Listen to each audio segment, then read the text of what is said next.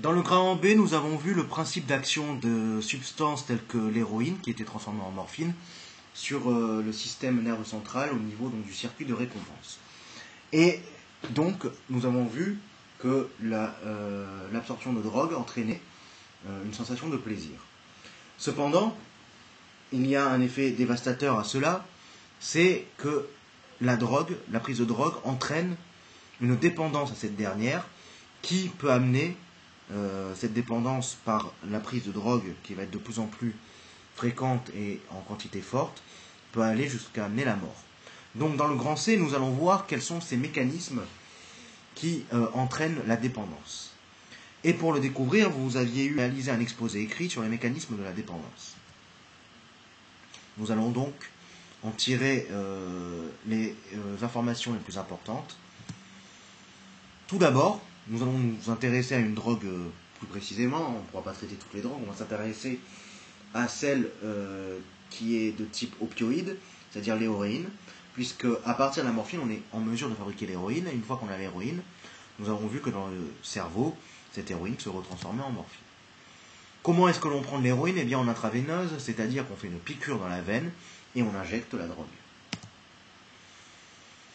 Contrairement à la morphine, l'héroïne a une action plus rapide, parce qu'elle a une particularité, elle passe beaucoup plus facilement du sang vers les cellules cérébrales. Il faut savoir qu'au niveau du cerveau, les capillaires sanguins laissent très peu passer de substances. C'est d'ailleurs une des difficultés pour traiter certaines maladies du cerveau, puisqu'il faut que la substance puisse passer donc du sang vers les cellules cérébrales. Eh bien, l'héroïne a cette facilité de passer les barrières capillaires du cerveau.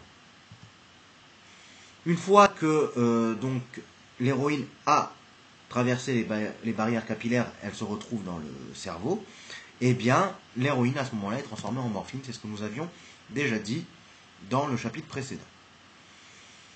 Cependant, nous avons également vu dans le chapitre précédent que l'encéphaline, qui était produite par le corps, avait la particularité d'être rapidement dégradée au niveau des récepteurs opioïdes. C'est-à-dire une fois qu'elle a eu son action, eh bien, il y a des enzymes, c'est-à-dire des substances qui vont dégrader rapidement l'encéphaline.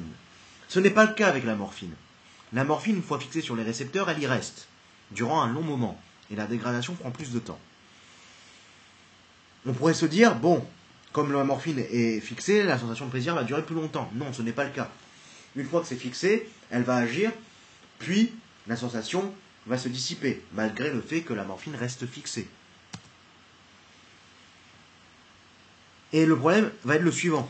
C'est que, on va le détailler après, la morphine c'est une molécule dangereuse, car l'individu qui a pris cette substance aura un besoin irrépressible, c'est-à-dire incontrôlable, de rechercher à nouveau cette sensation. Et c'est ce phénomène que l'on appelle la toxicomanie. C'est ce besoin d'aller chercher toujours prendre cette substance pour retrouver la sensation qu'engendre la prise de cette substance. Et c'est la toxicomanie. Et la toxicomanie, nous allons le voir ensuite, passe petit à petit par la tolérance à une drogue. Et on va voir ce que c'est en détail. La prise de la morphine ou d'héroïne, de façon répétée, va engendrer la tolérance. La tolérance, c'est la nécessité d'augmenter continuellement la quantité de drogue à chaque prise et le nombre de prises de drogue pour obtenir le même effet. C'est-à-dire un effet analgésique, ou plutôt, dans le cas d'une prise de drogue, la sensation de plaisir. Ce qu'il faut bien comprendre, c'est que comme nous l'avons vu juste avant, la morphine n'est pas rapidement dégradée. Conséquence, elle bouche certains récepteurs, mais n'engendre pas la sensation de plaisir. Donc, le drogué, pour retrouver cette sensation, va devoir prendre plus de drogue pour boucher les autres récepteurs qui n'ont pas été encore bouchés par la morphine, et ainsi engendrer la sensation de plaisir. Et ainsi, c'est ça qui se passe, c'est que pour avoir la même sensation, il faut prendre de plus en plus de substances afin de boucher de plus en plus de récepteurs opioïdes pour avoir la sensation de plaisir. Il faut savoir qu'au niveau, par exemple, de la nicotine, cela se passe de la même façon.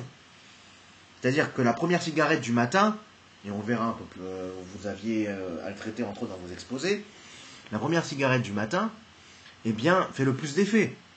Pourquoi? Parce qu'après une nuit de sommeil, eh bien, les récepteurs à la nicotine ont été libérés.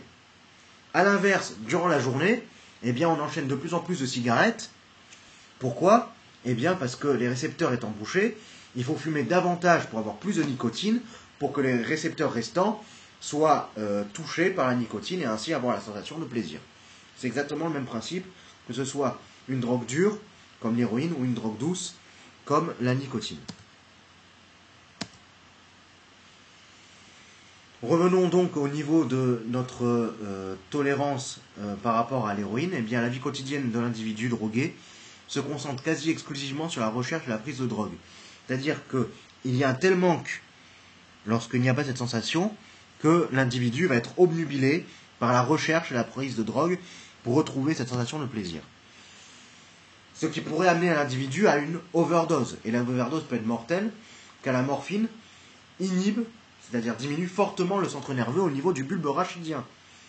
C'est-à-dire qu'on a vu que la morphine agit sur les neurones et agit également au niveau du bulbe rachidien sur les centres qui contrôlent la respiration.